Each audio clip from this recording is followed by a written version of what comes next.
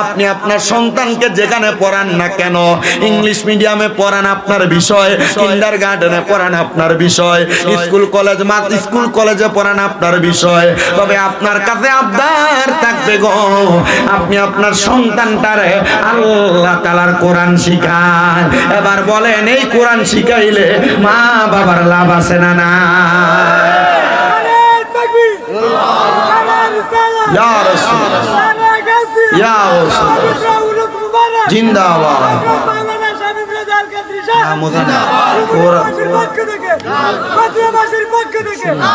কোরআন শিখাও ছেলে মেয়েকে ওহে মুসলমান, জানে কবজের সময় তোমার হইবে রে আসান। বলেন কোরআন শিখাও ছেলে মেয়েকে ওহে মুসলমান, জানে কবজের সময় তোমার হইবে রে আসান, জানে কবজের সময় তোমার।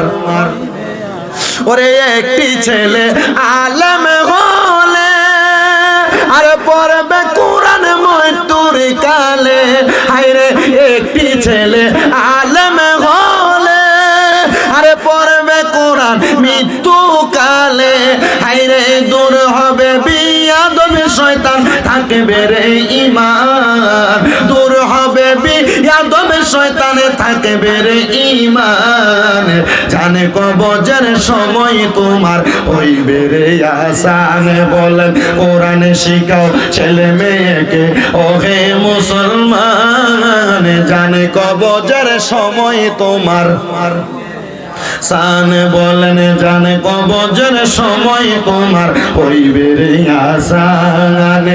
একটি মেয়ে আলেম হলে আরে পড়বে কোরআন মৃত্যু কালে, পড়েন একটি মেয়ে আলেম হলে আরে পড়বে কোরআন মৃত্যু কালে, হায়রে দূর হবে বিয়াদবে শয়তানে থাকবে রে ঈমান। বলেন দূর হবে বিয়াদবে শয়তান থাকবে রে ঈমান, জানে কবজের সময় তোমার হইবে রে আসান। বলেন জানে কবজের হইবে রে আসান। হায়রে কোরআন শিখাও ছেলে মেয়েকে ওহে মুসলমান, জানে কবজের সময় তোমার হইবে রে আসান।